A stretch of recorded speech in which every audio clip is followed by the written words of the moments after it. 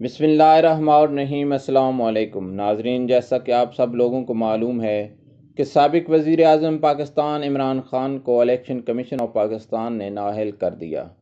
ناظرین، یہ نااہلی یا ڈسکوالیفیکیشن اتنی کوئی انہونی یا جنبے کی بات نہیں ہے۔ اس سے پہلے بھی کافی لوگ نااہل اور ڈسکوالیفائی ہو چکے ہیں، لیکن اس اسپیسیفک معاملے پر بات کرنا کیوں ضروری سمجھا؟ الیکشن کمیشن آف پاکستان کے اس حالیہ فیصلے سے مجھے ایک بدعنوان جج کا واقعہ یاد آ گیا، تو میرا ذاتی خیال تھا کہ میں آپ لوگوں کے ساتھ شیئر کروں تاکہ آپ کی معلومات کا حصہ بھی بن جائے اور آپ لوگوں کو اس مقدمے کو سمجھنے میں تھوڑی آسانی پیدا ہو جائے۔ ناظرین، زیر نظر تصویر جو اس وقت آپ کو سکرین پر نظر آ رہی ہے، جس میں ایک زندہ انسان کے جسم سے اس کی جلد اتاری جا رہی ہے۔ یہ انسان عام انسان نہیں بلکہ بدعنوان جج تھا۔ یہ 16ویں صدی کی ایک پینٹنگ ہے جس میں آج سے تقریباً 500 قبل مسیح ایک بدعنوان جج کے زندہ ہوتے ہوئے اس کی کھال اس کے جسم سے اتاری جا رہی ہے۔ ناظرین، اس جج کا نام سیمنس تھا۔ فارس میں یہ بادشاہ کیمبیس دوم کے وقت کا ایک بدعنوان شاہی جج تھا۔ معلوم ہوا کہ اس نے عدالت میں رشوت لی، غیر منصفانہ فیصلہ دیا اور بدعنوانی کا مرتکب پایا گیا۔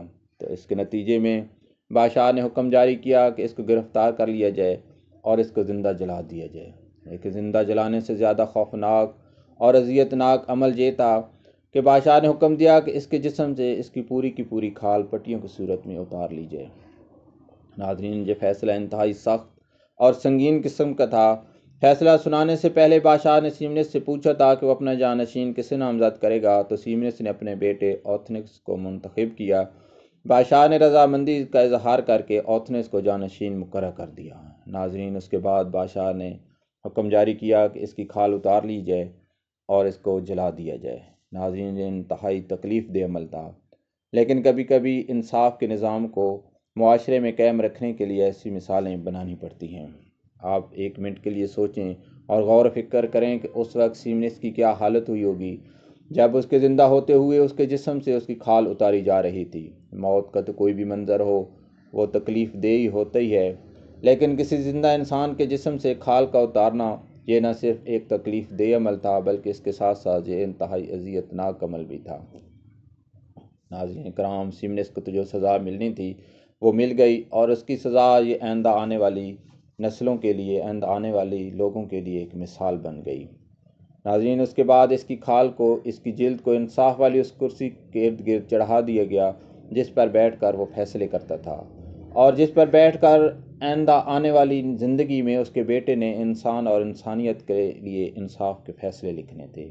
ناظرین، اوتھنکس جب بھی اس عدالتی نظام کی کرسی پر بیٹھتا تو اس کے ذہن میں ایک بات ہمیشہ یہ عیاں رہتی تھی کہ بدعنوانی کے ممکنہ نتائج اس کو یہ بات ضرور یاد دہانی کراتے ہوں گے کہ وہ انصاف جس کی کرسی پر وہ اس وقت بیٹھا ہے، اس پر کھال اس کے بدعنوان باپ کے جسم سے اتاری ہوئی ہے، اور وہ ہمیشہ کوئی بھی فیصلہ کرتا تو یہ ضرور سوچتا جس کے نتیجے میں اس کی تمام تر سماعتیں، غور و فکر اور جملوں میں ہمیشہ انصاف اور مساوات کو یقینی بنانے میں ضرور مدد ملی ہوگی۔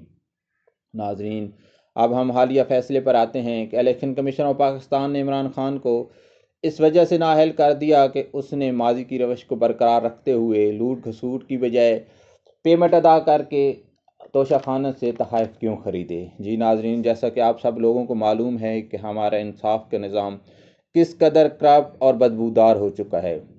اگر آج chairman election commission of Pakistan جس سے کسی ایک بندے کو پکڑ کر اس کی کھال اتار لی جائے اور اس کی کھال اس انصاف والی کرسی پر لپیٹ دی جائے، تو میرا ذاتی خیال ہے کہ ہماری آئندہ آنے والی نسلوں کو انصاف ضرور میسر ہوگا۔ ہمارا عدالتوں میں کتنے مقدمات التوا کا شکار ہیں اور کتنے بے گناہ لوگ قیدوں میں صرف اس لیے پابند سلاسل ہیں کہ ان کا کوئی پرسان حال نہیں، جبکہ ہمارا یہی عدالتی نظام ہمارے اشرافیہ کے لیے دن رات ان کی خدمت کے لیے تیار رہتا ہے۔ بات عمران خان کی نہیں ہے، بات ہماری ذات کی ہے، بات ہمارے معاشرے کی ہے۔ ہم بحیثیت قوم آج کہاں پہ ہیں اور ہم نے آگے کہاں جانا ہے؟